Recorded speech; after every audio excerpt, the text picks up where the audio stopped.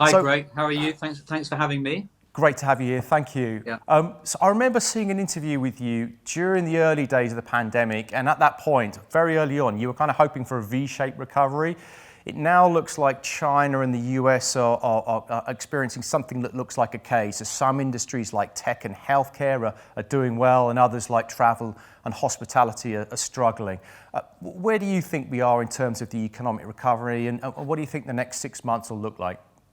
Yeah, look, I don't. It may have been my doppelganger that you saw because I think I've always been a little bit cautious about the speed of the recovery. I mean, um, one of the advantages of running a global business, and there are some, is that we saw what happened in China. Really quite a steep decline, and a relatively steep recovery. But I think we all have to admit that the Chinese have sort of handled this with greater discipline than perhaps in other parts of the world. Globally, advertising spend was down 22% in the first half of the year. WPP's revenues down about 9.5%. So a little bit more resilient, and we were down 15% in the second quarter. I think we would say that the second quarter is the worst. Sort of the worst is behind us. But I have to say, like you, I'm cautious about the speed of the recovery. Not only do we have, the potential for second waves, and as we're experiencing, right now in the UK, further lockdowns, but we're going to see the second order impact of the pandemic on general economic activity, on consumer confidence, likely increases in taxes. So it's going to be a real challenge, I think. Yeah, and clearly there's been enormous shifts in consumer behaviour. Are you getting a sense of what's going to stick and what isn't? Yeah, I think your introduction said it all. I think what we've seen is really, actually, in many ways, an acceleration of trends that were already taking place in society through COVID. The shift online, the growth in e-commerce, the importance of social movements like Black Lives Matter, tensions in US-China trade, the challenges of Brexit, and I think COVID has sort of accelerated many of these things and has exacerbated many of them as well. It's made life much more challenging for everybody. But I don't know that there's something truly new in what we're seeing. And so I think that what you said at the beginning is that traditional industries that were in decline will continue, and I think we'll really struggle to get back. Those industries that are on the right side of history, if you like, or the right side of the trends, and that's where we've been working really hard to position WPP, will benefit. And so I don't think consumer behavior will go back. Just like in 08, 09, consumers to some extent, I wouldn't say they stopped reading newspapers, but newspaper readership went into decline. It never recovered. Once our clients try new media, they kind of don't go back to the old media. So I think there's this economic rule of sort of hysteresis. You stretch something here, it never bounces back exactly where you are, and I think that's what we'll see at the current time. And consumer loyalty, therefore, is up for grabs, and it's a great time for companies, as you say, to innovate and disrupt and gain share.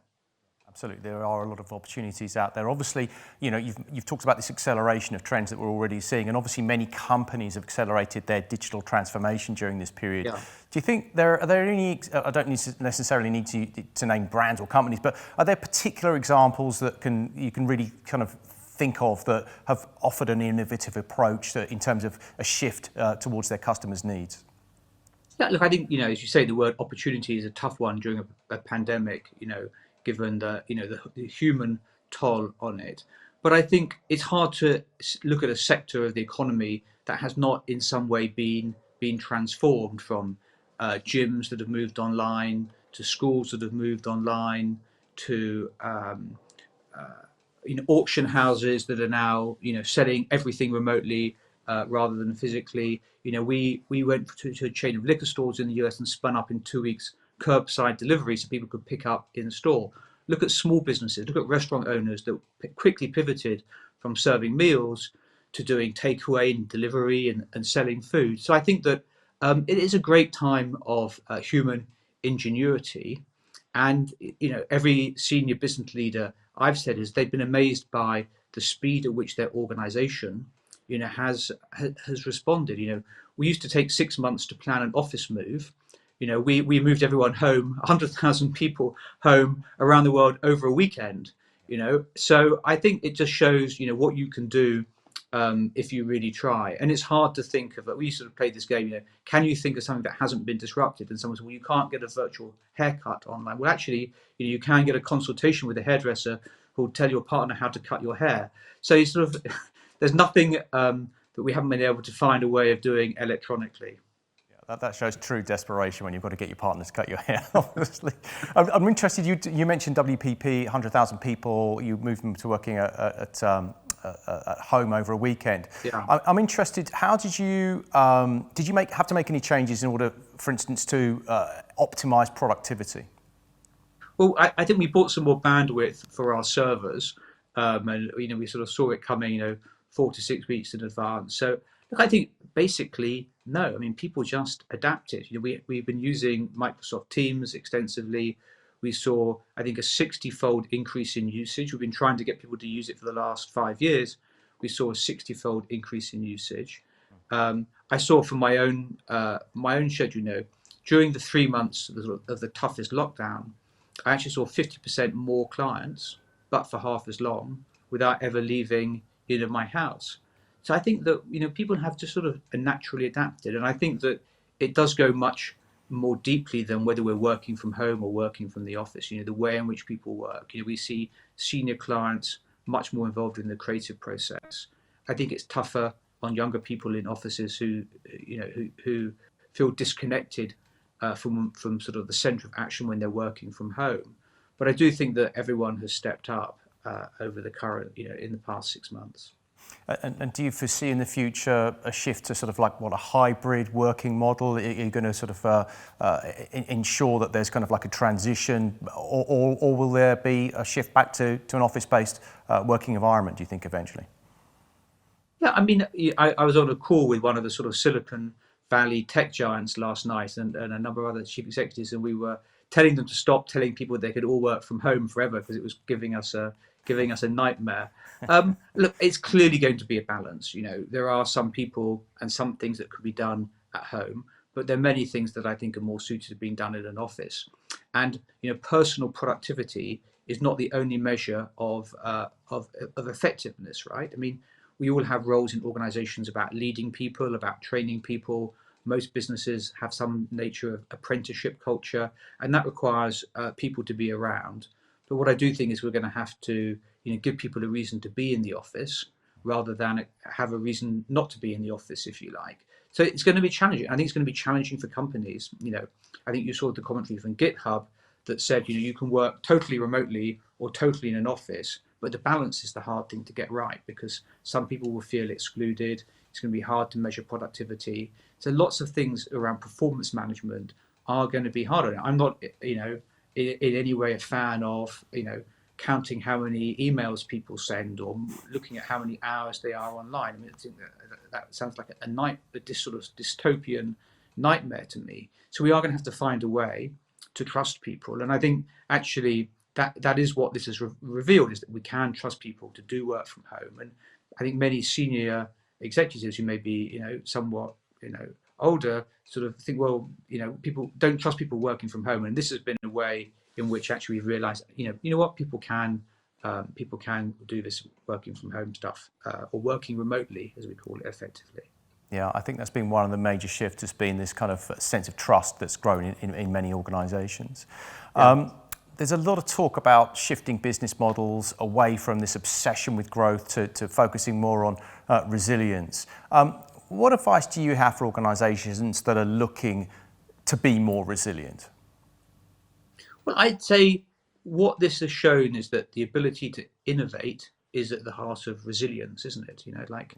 If we go back to the dinosaurs, what was the problem? It wasn't that they didn't grow, it was they couldn't innovate, at the speed which they needed to. Yeah. So I think that innovation is at the heart of resilience. Now, to be sure, I think that over-leveraged companies, that have taken on too much debt and don't have the financial resources to carry them through difficult times, that's not a good idea.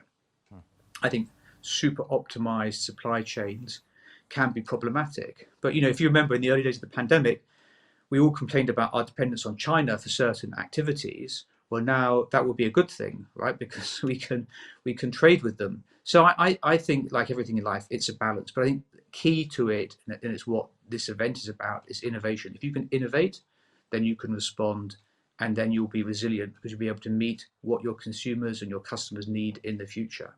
Yeah, yeah. A couple more questions from me, Mark, and then we've got some quite a few questions coming in from the audience online. Just, I guess, a personal question really about you as a manager and how you've managed this period and how you've led the team and your entire organisation. What have you really focused on to have impact in the organisation? Yeah, I think quite early on, John Quelch, who was one of our non-executive directors, now dean of Miami Business School, he called them the 7 Cs, and I hope I can remember them. But it was communications, calm, confident, community, compassion. The last was cash, and I've really been focusing on those. I think that communications has been critical. You need to take your team through this time.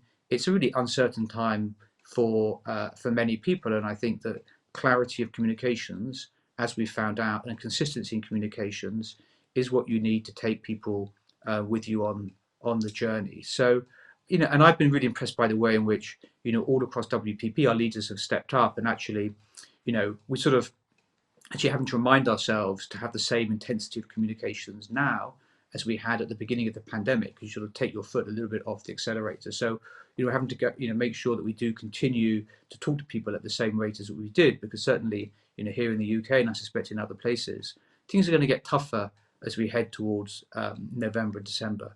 We've done a lot of work across WPP on mental health. I sent a note out to all of our people about 10 days ago with some sort of practical tips on not feeling overwhelmed or overloaded by constant Zoom calls and ways of disconnecting, and making sure that people look after their team members in difficult times like this. One question from me, final one, and then we're going to get to audience questions. What are you advising, the clients that you have, the brands and businesses that you're working with, to do today in order to be prepared for the trends and consumers of 2021? I just think they have to get into the market. And we sort of had this framework, react, recover, renew. And recovery is all very well, but actually renewal is what's most important. What's really going on? Where are consumer trends changing? How can you innovate? There's many reasons to be marketing at the current time. Not least you should be marketing when your competitors aren't. But the major reason is there's such a there's such a change in consumers. I was speaking to one small business owner who runs a sort of chain of 10 retail stores, and they've grown their e-commerce business exponentially over the last 6 months, and it's running 70-80% of the level it was just through their stores before. So I think there is demand in the economy. Different sectors are impacted differently. I think the second order impacts are going to make life tougher. So opportunity is a difficult word, but I think take advantage of opportunity, and it's why I say to people at WPP, if we really innovate and really satisfy our clients and really focus on delivering to our clients at the current time, we will come out of this stronger than ever. It's a massive reset of business and of your market, and you can gain share, win with customers, and they'll never, forget you if you stand with them at the current time. So I think you have to lean into it like you do everything in life.